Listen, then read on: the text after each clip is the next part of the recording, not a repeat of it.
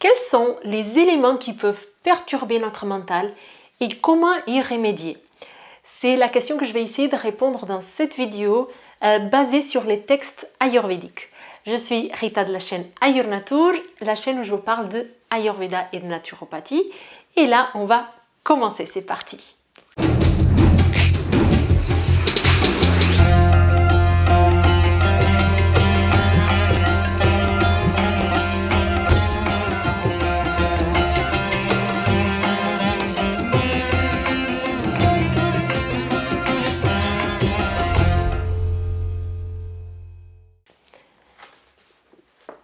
Alors, aujourd'hui, j'ai sélectionné trois shlokas de la Charaka Samhita. C'est l'ouvrage principal de référence en Ayurveda, le texte le plus ancien. Et dans le Sutrasthana, c'est-à-dire le premier volume, le volume des principes de base, le volume d'introduction, on va dire comme ça, chapitre 8, donc un peu, c'est pas le premier chapitre, c'est un peu plus avancé.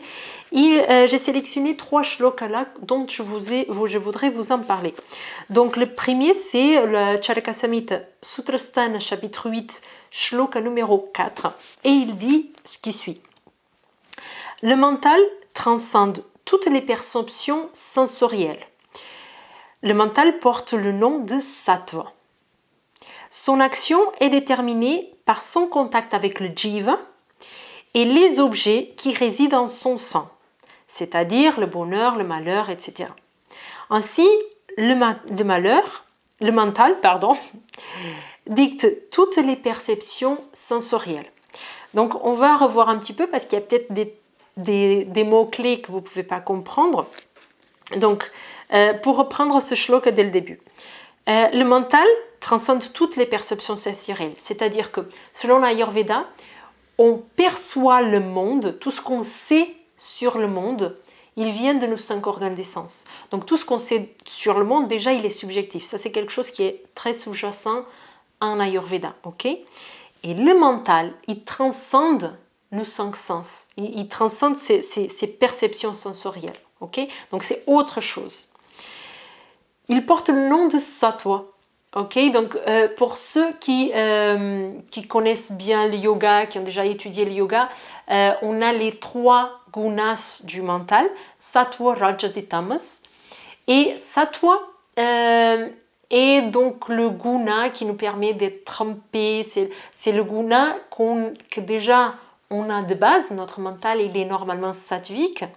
Donc en paix, lumineux, toutes ces choses-là. Mais là, sattva, c'est un autre synonyme parce que comme dans toutes les langues du monde, un mot n'a pas toujours la même signification, il va avoir une signification différente selon le contexte qu'on est en train de lire.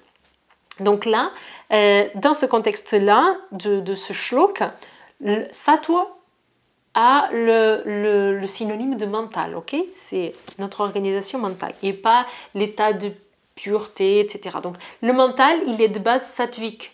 C'est pour ça que sattva et mental peuvent être des synonymes. Son action est déterminée par son contact avec le jiva. Alors, qu'est-ce qui est le jiva? Le jiva, alors en Ayurveda, quand on étudie le Samkhya, la création de l'univers, si on peut dire comme ça, tout part d'un état de purusha, d'un état de béatitude, d'un état de pureté où tout est un, il n'y a pas de dualité. Après, il y a plein d'étapes et il y a une étape où ce purusha, il va se diviser et il va se diviser en plein de mini purusha, si on peut dire, plein de mini états de béatitude, individuels. Donc, on va avoir une séparation. Et dans ces séparations, on a le Jiva Atman.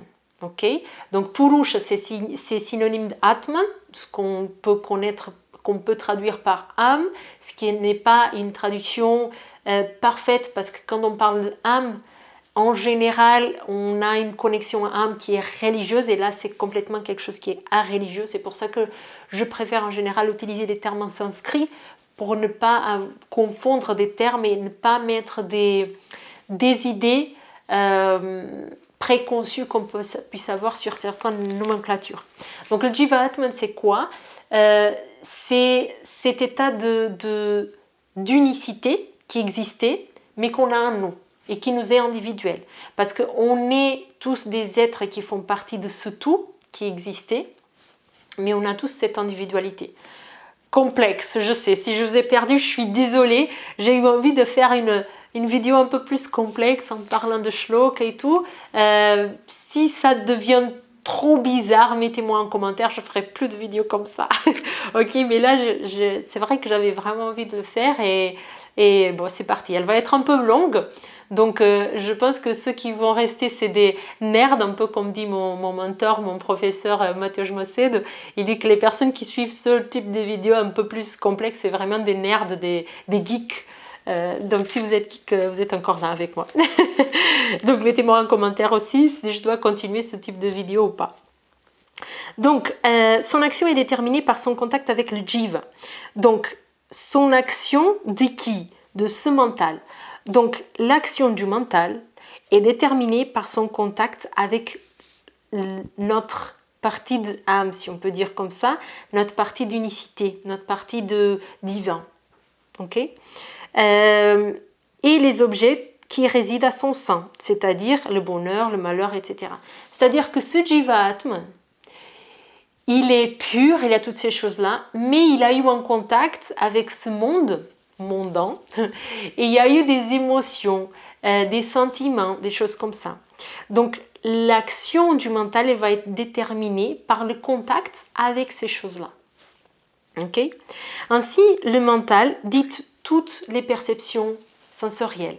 C'est-à-dire que nous, on perçoit le monde par les organes des 5 sens, mais une fois qu'on a touché, qu'on a vu, qu'on a ressenti, il y a une interprétation qui va se passer par le mental.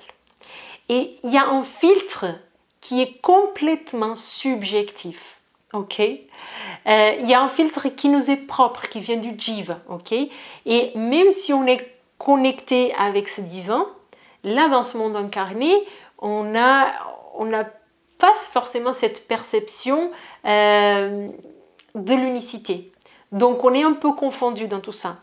Donc toute la perception du monde, elle vient des 5 sens et puis elle est interprétée par le mental. En gros, c'est ce qu'il dit ce shloka. Puis je voudrais vous partager un autre shloka. Donc toujours dans la Charaka Samhita Sutrasthana chapitre 8, maintenant le shloka numéro 15, un peu après, il dit « Les 5 sens avec le mental se trouvent viciés par l'abus, le non-usage et l'emploi inadéquat relatif aux objets extérieurs. Cela engendre le mauvais fonctionnement des sens et du mental. S'il en est fait un usage correct, le déséquilibre disparaît. » Ok? Donc, on va un petit peu essayer d'interpréter ce qu'il dit ce shloka. Donc, d'abord, on a compris qu'on comprend le monde par nos moyens qui sont forcément subjectifs, par nos 5 sens. Et ces informations qu'on obtient, elles vont être interprétées par le mental. Et en plus de tout, ces 5 sens, ils peuvent être viciés par certains de nos comportements. L'abus ou non-usage de l'emploi inadéquat relatif aux objets extérieurs. Ça veut dire quoi? En termes pratiques, dans les exemples, c'est un truc que je vous parle tout le temps et que je parle à presque toutes mes consultations parce que c'est un vrai problème de nous occidentaux. C'est que notre vision, ok, notre vision, elle est là pour nous permettre de voir la journée en général. L'être humain, c'est un être qui a des organes qui sont prêts à être utilisés. Par exemple, la vision, elle est bonne pour voir la journée. On n'est pas un animal qui est prêt à être réveillé la nuit. Okay? Comme certains animaux qui ont un bon regard, qui arrivent à voir dans le noir, qui arrivent à entendre de très loin, qui ont des muscles qui leur permettent de courir très loin en cas de danger, etc. On n'est pas cet animal-là. Okay? Donc, on est un animal qui normalement est fait pour se réveiller juste avant le lever de soleil et de se coucher juste après le coucher de soleil. Et avec ça, on a des hormones qui fonctionnent en fonction de la lumière. Quand on vit dans une société où les écrans et la stimulation visuelle, auditive avec des musiques fortes, etc., priment, on commence à tromper nos organes de sens. Okay? On commence à avoir des problèmes. Donc si on va regarder la télé jusqu'à minuit et qu'après on dit « Ah ben après je suis allé au lit et j'avais pas sommeil », ça c'est parce que les organes des sens sont viciés. Parce que les yeux, les oreilles sont viciés. Parce qu'on a eu trop de luminosité, trop de bruit dans des horaires qui ne nous conviennent pas. Okay? Et donc, tout notre état de santé, il va se déséquilibrer par la suite. Okay? Donc ça, c'est juste un petit exemple de comment on peut vicier donc, nos organes des sens. On est déjà à 10 minutes, mon Dieu. Je vais essayer de faire plus vite. Alors, cela engendre le mauvais fonctionnement des sens et du mental. Oui, parce que comme on a vu dans le shloka précédent, on appréhende le monde par les 5 sens et après on l'interprète par mental. Donc déjà, on a mal eu notre appréhension. Parce que déjà, on a vu des choses qui sont violentes à la télé, etc. Et après, ça va se mélanger dans le mental, comme on a vu dans le shloka précédent, avec nos émotions, nos sentiments et tout ça. Donc, c'est catastrophe par la suite. Par contre, il finit le shloka en disant « Si l'on fait un usage correct, le déséquilibre disparaît. » Donc, si on se remet à utiliser nos organes de sens dans une bonne dynamique, qui est bonne pour notre équilibre, le déséquilibre s'en va. Ok, tout simplement comme ça. Donc, dans l'exemple que je vous ai donné, si on commence à éteindre les écrans 2-3 heures avant de se coucher, c'est ce que je dis à presque tout le monde qui vient au cabinet, et je dis dans mes vidéos, et voilà, si on commence à faire ça, on commence à avoir un meilleur sommeil, on commence à retrouver un peu plus de joie, on commence à avoir une meilleure digestion, etc. etc. Ok. Et au niveau de notre mental, parce que ça aussi, ça bouge beaucoup. Si on a une mauvaise stimulation, c'est surtout au niveau du mental que ça ne va pas bien se passer aussi. Alors, un troisième shloka pour finir cette vidéo. Donc là, shloka numéro 16, toujours dans la Charaka Samhita Sutrasthana, chapitre 8. Le processus de la pensée est un objet pour le mental. Il peut être observé, entre parenthèses. Ainsi, le mauvais usage du mental crée des conditions mentales anormales. L'usage adéquat du mental crée la stabilité mentale. Donc en fait, ce shloka va nous dire quoi? Il va nous dire un petit peu des solutions à nos problèmes de déséquilibre du mental. C'est-à-dire que le processus de pensée est un objet. Okay? Dans l'Ayurveda, on va comprendre que tout ce qu'on peut observer, se positionner comme observateur, ça montre qu'on n'est pas cette chose. Ok, je vais essayer de reformuler de notre façon. Ça, c'est dans la quête qu'on a sur qui nous sommes. Okay? Quand on essaye de comprendre qui nous sommes, on va essayer de comprendre que tout ce qu'on peut observer, tout ce qu'on peut dire, ça c'est à moi. Si c'est à moi, c'est pas moi. Okay? Donc, c'est facile de comprendre pourquoi ce stylo, je ne suis pas ce stylo, parce qu'il est à moi. Non, en l'occurrence, il n'est même pas à moi, il est à mon compagnon, mais c'est pas grave. Ce stylo, en tout cas, il n'est pas moi, parce que je peux l'observer, je peux le tenir, etc. C'est la même chose avec tous nos biens matériels, avec notre maison et tout ça. Ça, on arrive à comprendre. Mais quand il s'agit de nos pensées, de nos émotions, on s'identifie beaucoup. Et on croit que nos pensées et nos émotions sommes nous. Mais en fait, on arrive par le biais de la méditation, de la contemplation, etc., observer nos pensées, observer notre mental, nos émotions. Et là, on observe des pensées qui défilent, des émotions, qu'elles soient positives ou négatives. En tout cas, si on les attribue quelque chose qui est positif ou négatif, on peut les observer.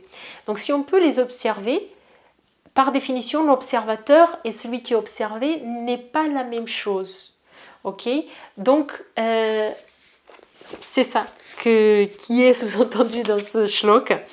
Le processus de pensée est un objet pour le mental. Donc, la pensée n'est pas sattva, n'est pas le mental sattvique, comme on parlait déjà dans le premier shloka de cette vidéo. Ok? Ainsi, le mauvais usage du mental, donc si par exemple on s'identifie à ses pensées, à ses émotions, et on croit qu'on est ses pensées et ses émotions, va créer des conditions mentales anormales. Ok, donc par exemple, moi, il y a 2 mois, j'ai eu un problème familial et je me suis complètement identifiée à ce problème. J'ai pas réussi à me détacher. Enfin, j'ai réussi à observer que j'arrivais pas à me détacher parce que j'arrivais plus à dormir, etc., etc. Donc ça, c'est justement ce qui est écrit dans ce shloka. Le mauvais utilisage du mental, c'est-à-dire cette identification que j'ai eue avec le problème, m'a créé des conditions mentales anormales, une anxiété extrême, des insomnies, de la colère, du vata qui partait dans tous les sens, etc. Okay. L'usage adéquat du mental crée la stabilité mentale. Donc à partir du moment qu'on arrive à se détacher de ses sentiments, de ses émotions par ce travail, que des fois ça peut prendre plus ou moins de temps, là pour moi du coup ça faisait des années que ça ne m'arrivait pas un coup comme ça, et là j'ai pas réussi à me détacher, alors que c'était pas si grave que ça. J'avais l'impression que c'était la chose la plus gravissime au monde sur le moment. Et puis avec le temps, avec le détachement, j'ai compris, ben en fait, c'est rien. En fait. Donc si on utilise ce mental de façon adaptée, où on arrive à observer les choses et donc résoudre les problèmes sans s'y identifier, sans s'y attacher, la stabilité revient. Et c'est ce qui m'est arrivé. Et heureusement, maintenant, je dors mieux. Sauf quand mon bébé se réveille la nuit. Voilà, donc j'espère que cette vidéo vous a plu. Elle est méga longue. On va voir, on est à 16 minutes déjà. Bon. C'est une vidéo assez différente de ce que je suis habituée à faire. Donc là, j'ai vraiment besoin de votre retour. Savoir si ça vous a plu, si c'est trop compliqué, si vous voulez que je fasse d'autres vidéos dans ce style-là ou pas. Si vous voulez que je fasse ces vidéos, que je m'arrête plus de temps à expliquer un thème ou pas, ou s'il faut tout simplement supprimer, que c'est pas le moment. Ok, on est en évolution constante sur cette chaîne. Si vous me suivez depuis le début, vous avez vu que on est en train d'évoluer. Je suis en train de lancer des nouveaux projets de vidéos, etc. Donc des nouvelles playlists, des choses comme ça tout le temps. Donc ça se fait en collaboration avec vous. Parce que si cette chaîne existe, elle est pour vous. Donc là, surtout pour cette vidéo, j'ai vraiment besoin de vos commentaires. Donc dites-moi ce que vous en pensez, ok ? Et sinon, d'ailleurs, je profite pour dire que j'ai besoin de vous pour toutes les vidéos, en fait. Toutes les vidéos que vous voyez, de liker, de commenter, parce que, en fait, je ne comprends pas trop cette chose du marketing digital. Mais une chose, je sais, c'est que plus vous commentez, plus vous mettez des likes, des choses comme ça, plus vous aidez la chaîne à se faire connaître et être connue de plus de monde. Donc, vous aidez plus de monde et vous aidez, moi, la créatrice, à devenir plus connue aussi. Ok, donc vraiment, toutes les vidéos que vous connaissez, que vous aimez, mettez un like, mettez un commentaire, des choses comme ça, ok? Bon, voilà, ça a déjà été assez long. Je vous dis à la prochaine vidéo. Merci.